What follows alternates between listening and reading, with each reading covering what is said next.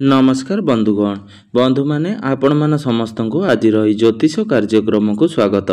आज ज्योतिष कार्यक्रमटी वृष राशि व्यक्ति विशेष मान बहुत गुरुत्वपूर्ण अटे, बहुत ही खास अटे।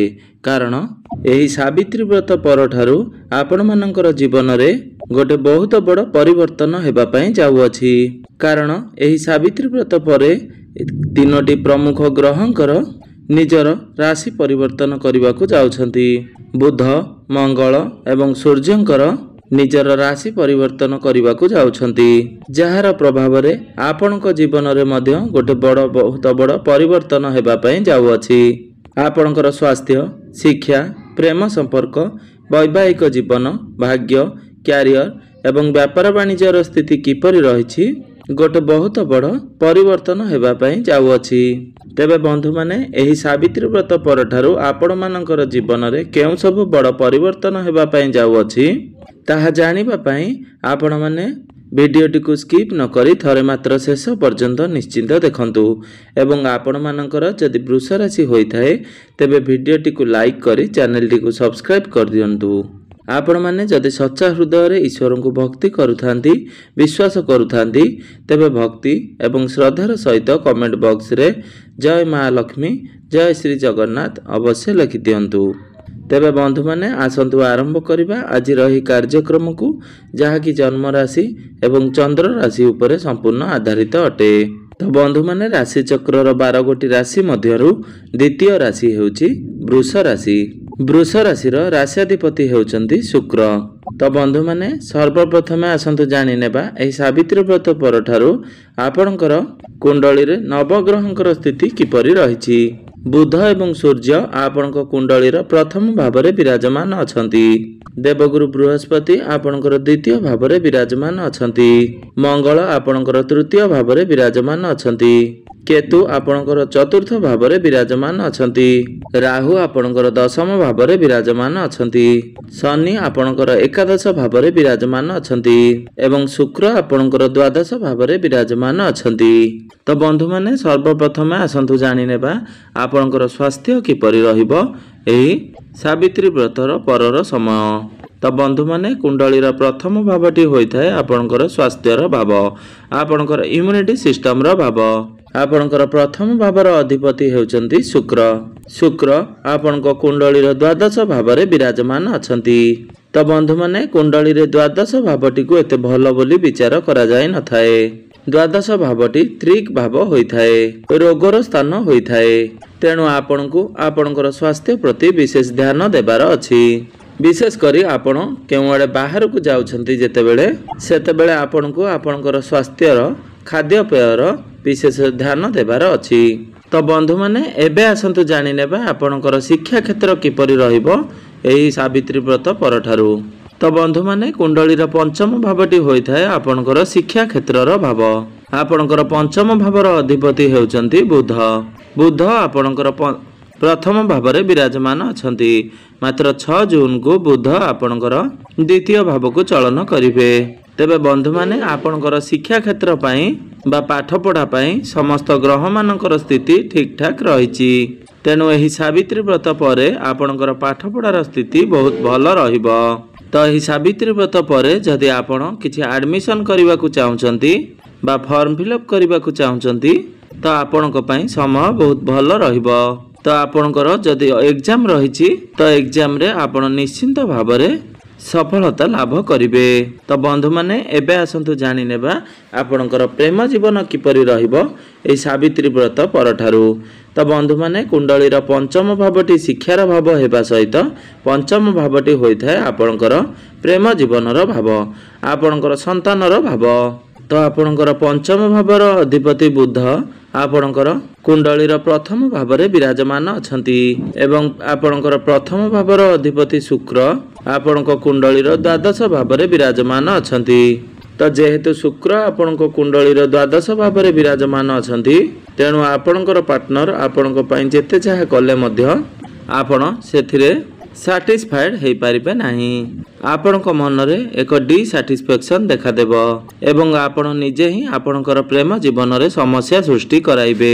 ତେବେ ଆମେ ଯଦି ଦେଖିବା ଆପଣଙ୍କର ପଞ୍ଚମ ଭାବର ଅଧିପତି ଯେହେତୁ ପ୍ରଥମ ଭାବରେ ବିରାଜମାନ ଅଛନ୍ତି, ତେଣୁ ଆପଣଙ୍କର ପାର୍ଟନର ଆପଣଙ୍କ ପାଇଁ ବହୁତ କିଛି କରିବେ, ଆପଣଙ୍କୁ ବୁଝିବା ପାଇଁ ଚେଷ୍ଟା କରିବେ, ଆପଣଙ୍କୁ ସପୋର୍ଟ କରିବେ ଏବଂ ଆପଣଙ୍କୁ ମଧ୍ୟ ଆପଣଙ୍କର ରାଗ ଉପରେ କଣ୍ଟ୍ରୋଲ କରିବାର ଅଛି, ଆପଣଙ୍କୁ ନିଜକୁ ବୁଝାଇବାର ଅଛି। ତେବେ ଯାଇ ଆପଣଙ୍କର ଭଲ ପାଇବା ବହୁତ ଭଲ ରହିବ।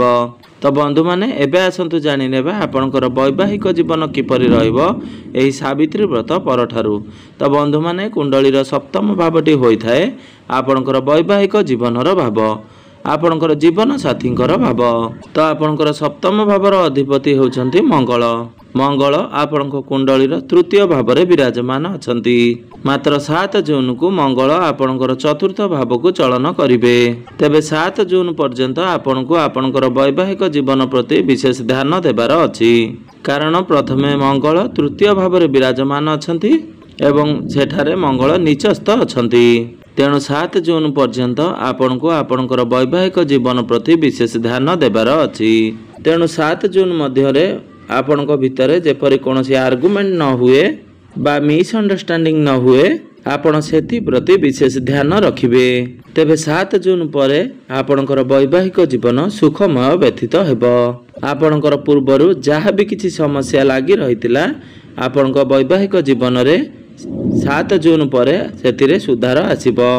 ଆପଣଙ୍କ ମଧ୍ୟରେ ତାଳମେଳ ଠିକ୍ ଠାକ୍ ରହିବ, ଆପଣଙ୍କ ମଧ୍ୟରେ ବୁଝାମଣା ଠିକ୍ ଠାକ୍ ରହିବ।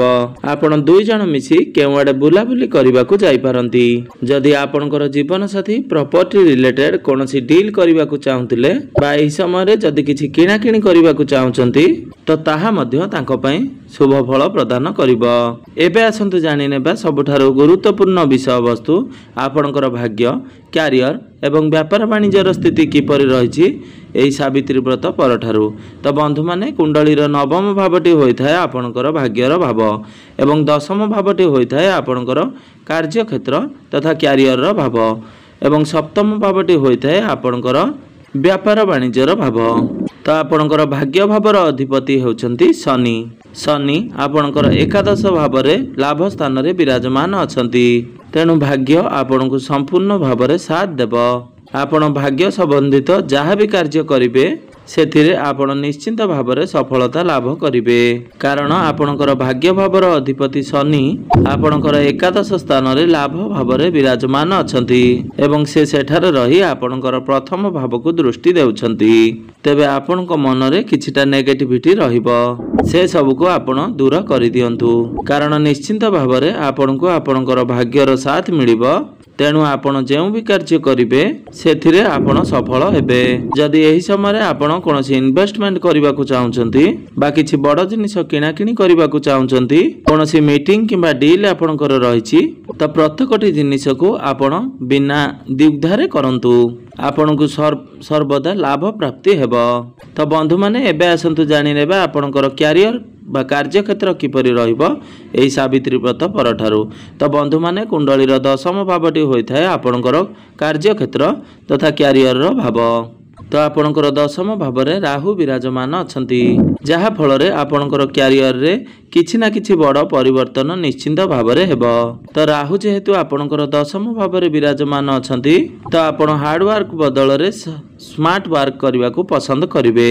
ରାହୁ ହେଉଛନ୍ତି ରଣନୀତି ଏବଂ ରାହୁ ହେଉଛନ୍ତି ବହୁତ ଚାଲାକ, ରାହୁ ହେଉଛନ୍ତି ବୁଦ୍ଧିମତା ଏବଂ ରାହୁ ହେଉଛନ୍ତି ଟେକ୍ନିକ।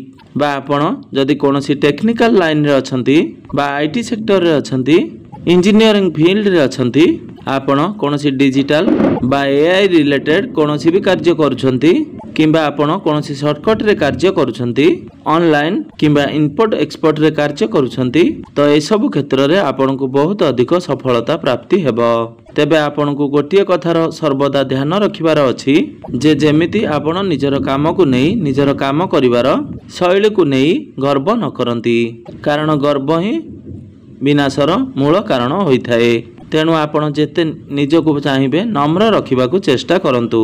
शनि मध्य आपणकर लाभ स्थान रे विराजमान अछंती तेणु कार्य क्षेत्र रे आपणकर कार्य बहुत भल रहिबो आपणकर कैरियर रे आपणकर प्रमोशन होई पारे एहा सहित जेउ मानक पाखरे कोनोसी चाकरी नाही बा काम कार्य नाही तो आपणको चाकरी प्राप्ति हेबार बहुत अधिक संभावना रहुची। तो बंधु माने एबे आसंतु जानि नेबे आपणकर व्यापार वाणिज्यर स्थिति किपरि रहिबो एई सावित्री व्रत परठारु। तो बंधु माने कुंडलीर सप्तम भावटी होइथाय आपणकर व्यापार वाणिज्यर भाव। तो आपणकर सप्तम भावर अधिपति हेउचंती मंगल। तो मंगल आपणकर कुंडलीर तृतीय भाव रे विराजमान अछंती एवं 7 जून को मंगल आपणकर चतुर्थ भाव को चलन करिवे एवं व्यापारर कारक ग्रह बुध आपणकर प्रथम भाव रे विराजमान अछंती तेबे 7 जून परे आपणकर व्यापार वाणिज्य रे उन्नति हेबाकू लागिबो आपणकर डेली इनकम बढ़िबो फाइनेंशियल ग्रोथ मध्य हेबो। तो एही 7 जून परे आपणकर व्यापार वाणिज्य बहुत अधिक भल रहिबो। तो बंधु माने एबे आसंतु जानि नेबा किछि विशेष प्रतिकार विषय रे जो प्रतिकार गुड़िक करने द्वारा आपणकर जो अशुभत्व गुड़िक रहुची से गुड़िक खंडन होई आपण को शुभ फल प्राप्ति हेबो एवं आपणकर भाग्य रे उन्नति आसीबो। तो आपणकर राशि स्वामी जेहेतु शुक्र अटंती तो प्रत्येक दिन आपण शुक्रंकर बीज मंत्र जप 108 थर अवश्य करंतु। तो प्रत्येक दिन आपण हनुमान चालीसार पाठ अवश्य करंतु आपण प्रत्येक दिन गायत्री मंत्र जप अवश्य करंतु एवं प्रत्येक दिन आपण उदित सूर्य को तंबा पात्र रे जलार्घ्य अर्पण करंतु। तो निश्चिंत भाव में जहाँ सब अशुभत्व रहुची से गुड़िक खंडन होई आपण को शुभ फल प्राप्ति हेबो एवं जहाँ सब बाधा विघ्न आसुची से गुड़िक दूर हो जिवो। तो बंधु माने आपणकर जीवन मंगलमय हो एहा ही ईश्वर निकट मोर एति